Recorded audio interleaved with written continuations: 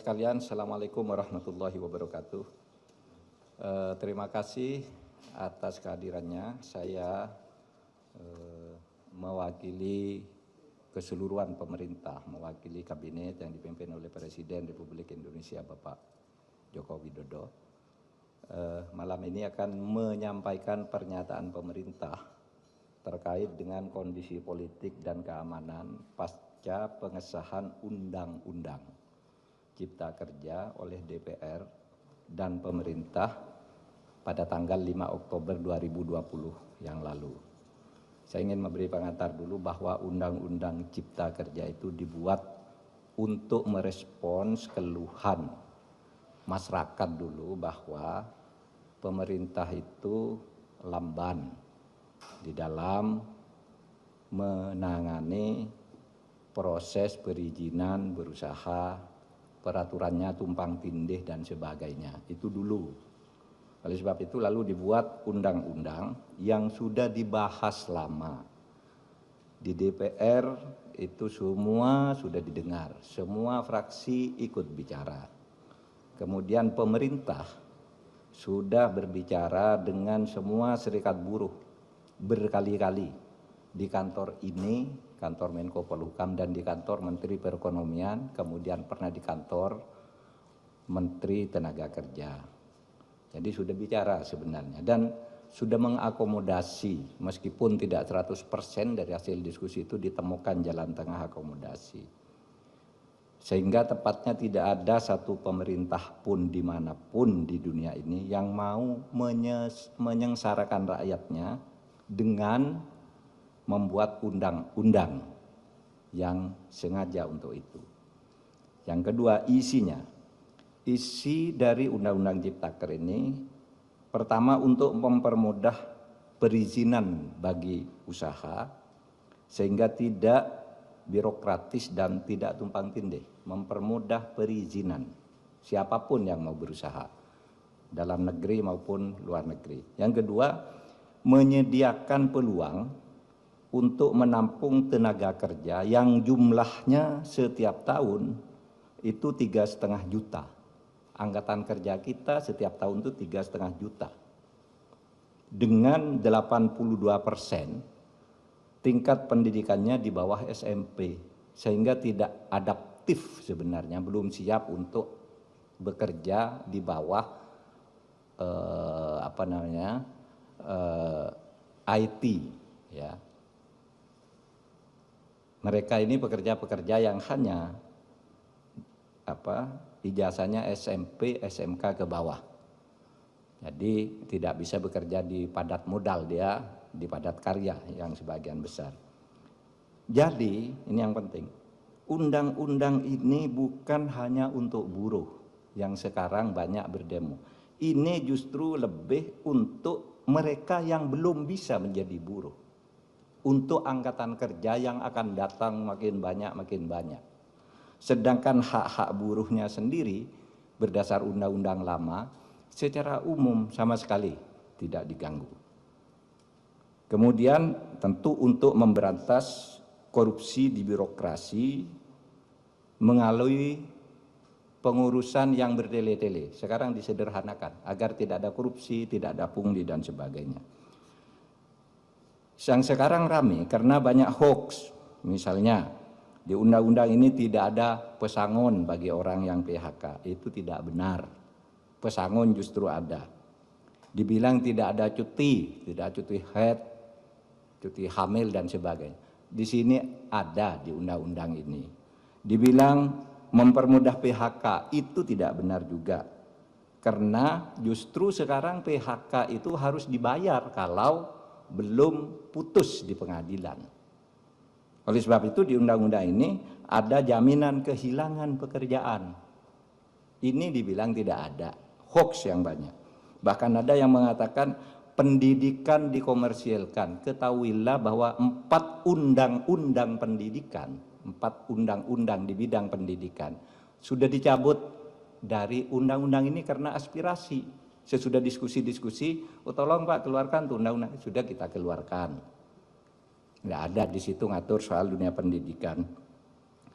apalagi mengkomersialkan. Di situ dunia pendidikan hanya diatur di dalam pasal 65 yang justru mempermudah bahwa pendidikan itu adalah lembaga nirlaba, bukan lembaga usaha, bukan lembaga komersial. Ini ditegaskan justru di undang-undang ini, malah dibalik di dalam berita-berita yang hoax itu. Oleh sebab itu, melihat perkembangan situasi itu, pemerintah mengajak mari kita semuanya menjaga Kamtibmas, keamanan dan ketertiban masyarakat, semua harus kembali ke posisi tugas menjaga negara masing-masing, pemerintah, rakyat atau masyarakat, dan civil society. Mari bersama-sama ke posisi masing-masing untuk menjaga keamanan masyarakat, dan untuk itu pemerintah menyampaikan pernyataan sebagai berikut. Pernyataan pemerintah terkait dengan kondisi politik dan keamanan pasca pengesahan Undang-Undang Cipta Kerja oleh DPR dan pemerintah pada tanggal 5 Oktober 2020 yang lalu. Selamat malam, mencermati perkembangan yang terjadi di lapangan terkait dengan penyampaian aspirasi tentang Undang-Undang Cipta Kerja dalam berbagai bentuknya di sejumlah daerah.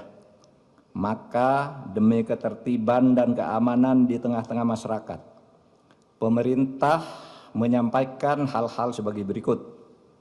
1. Undang-Undang Cipta Kerja dibentuk justru untuk melaksanakan tugas pemerintah dalam membangun kesejahteraan masyarakat melalui penciptaan lapangan kerja yang semakin banyak, perlindungan terhadap buruh, penyederhanaan birokrasi, dan kemudahan berusaha, serta untuk melakukan pemberantasan korupsi dan pungli, dan pencegahan tindak pidana korupsi lainnya.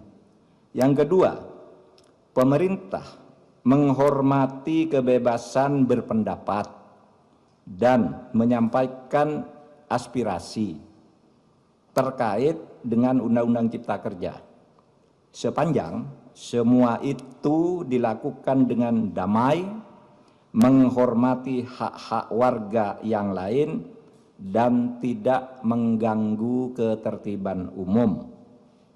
Yang ketiga, pemerintah menyayangkan adanya aksi-aksi anarkis yang dilakukan oleh massa di tempat-tempat tertentu dengan merusak fasilitas umum, membakar, melukai petugas, dan juga menjarah.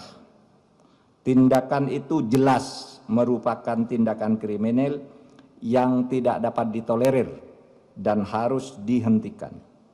4. Tindakan merusak bangunan fasilitas umum dan serangan secara fisik terhadap aparat dan warga masyarakat merupakan tindakan yang tidak sensitif atas kondisi yang dialami oleh rakyat yang sedang berjuang melawan pandemi COVID-19 dan juga kondisi ekonomi yang sedang sulit. 5. Untuk itu, demi ketertiban dan keamanan, maka pemerintah akan bersikap tegas atas aksi-aksi anarkis yang justru bertujuan untuk menciptakan kondisi rusuh dan ketakutan di dalam masyarakat. 6.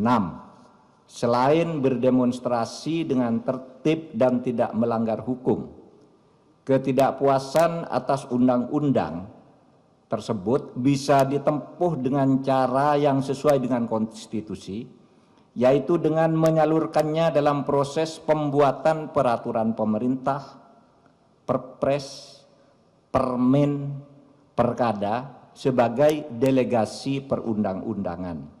Bahkan bisa diajukan melalui mekanisme judicial review atau uji materi maupun uji formal ke Mahkamah Konstitusi.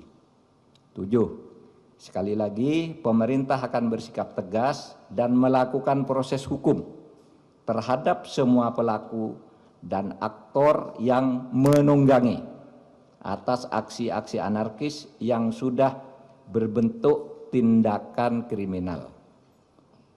Saya ulangi, 7. Sekali lagi, pemerintah akan bersikap tegas dan melakukan proses hukum terhadap semua pelaku dan aktor yang menunggangi atas aksi-aksi anarkis yang sudah berbentuk tindakan kriminal.